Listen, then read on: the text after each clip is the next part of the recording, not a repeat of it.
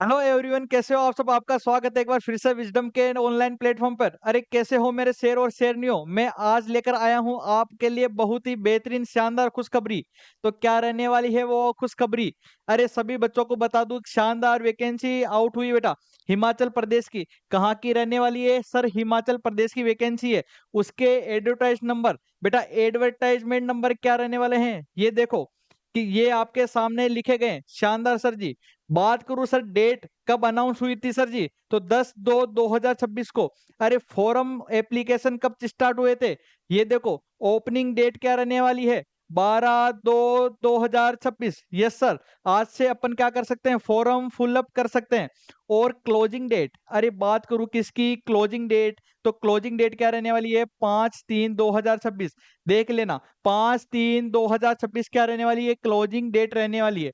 और ये रही बेटा इसकी वेबसाइट। इस वेबसाइट पर जाकर आप सारी की सारी इंफॉर्मेशन प्राप्त कर सकते हो। ठीक है। उसके बाद मैं आगे बढ़ना चाहूं सर जी, आगे बात करते हैं नोटिफिकेशन के ऊपर, कि सर कौन कौन भर सकता है, क्या क्या क्राइटेरिया बताया गया है। तो देखने की कोशिश करना कि हाँ सर, इसके अंदर मैक्सिमम एज लिमिट क्या बताई गई। देखने की कोशिश करना कि सर मैक्सिमम एज लिमिट होनी चाहिए 21 से, अरे 21 साल से 45 साल के अंदर होना चाहिए। ठीक सर जी। और क्या होना चाहिए? अरे सर कौन सी कास्ट भर सकता है? तो बात बता दूं सर, ओबीसी। ठीक है। ओबीसी के साथ सारी कास्ट इलिजिबल इसके अंदर। कौन सी सर जी? सारी की सारी caste, OBC, EWS, ST, SC सभी भर सकते हैं।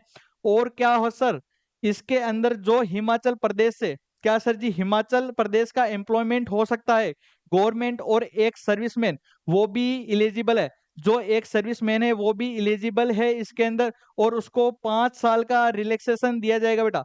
क्या 5 साल का रिलैक्सेशन दिया जाएगा जो एक्स सर्विसमैन है। ठीक सर जी। और आप क्या कर सकते हो, इसके अंदर ओटीआर से बेटा रजिस्ट्रेशन करते हो, वन टाइम रजिस्ट्रेशन कर सकते हो। ठीक सर। और आगे बात करूं, और क्या क्या अपने इसके अंदर जरूरी मांगा गया है, तो ये सारी की सारी बेटा इंफॉर्मेशन दी गई है। वो एक बार आप अच्छे से पढ़ लेना। जो इंपॉर्टेंट हो रहा है वो मैं आपको बताने की कोशिश कर रहा हूँ, कि हाँ सर इसके अंदर इंपॉर्टेंट चीज ये रहने वाली है।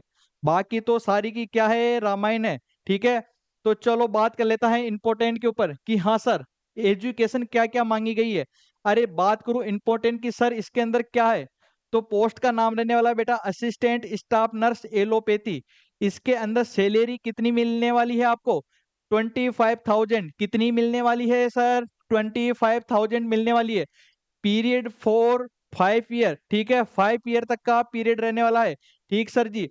तो बात करूं इसके अंदर कौन कौन सी कास्ट के ऊपर, कौन कौन सी कैटेगरी में कितनी कितनी पोस्टें हैं, तो सर बता दूं, इसके अंदर जनरल के अंदर 140 पोस्ट है। ईडब्ल्यूएस के अंदर 50 पोस्ट है। और सर एससी के अंदर 77 है। एससी के अंदर 15 पोस्टें हैं। और STWFF इसके अंदर 3 पोस्ट है। ठीक है। तो ऐसे टोटल मिलाकर टोटल कितनी पोस्ट है सर जी?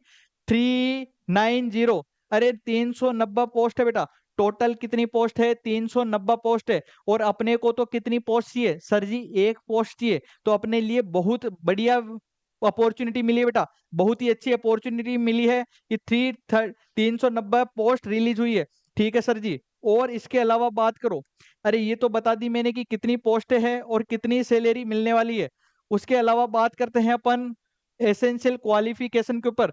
ये लो, बहुत ही बढ़िया। सारे बच्चों की डिमांड होती है सर जी क्वालिफिकेशन क्या क्या मांग रखा है। तो क्वालिफिकेशन के ऊपर मैं बात बताना चाहूंगा, कि सर बीएससी नर्सिंग होनी चाहिए मिनिमम 50% के साथ में। कितने? 50% के साथ में मिनिमम बीएससी नर्सिंग होनी चाहिए। और जिन बच्चों ने जीएनएम कर रखा है उसके भी कितने होने चाहिए सर जी? 50% तो मार्क्स होने ही चाहिए, चाहे बीएससी हो या फिर जीएनएम। ठीक है सर जी। और क्या बात रखी गई? दूसरा मोस्ट इंपोर्टेंट, अरे female candidate apply, only female candidate ही अप्लाई है। अरे छोरे कहाँ जाएंगे फिर? अरे मेरे लाडले कहाँ जाएंगे? सारे के सारे एम्स में भी 80-20 कर दिया, और यहाँ पर भी क्या किया? Female candidate.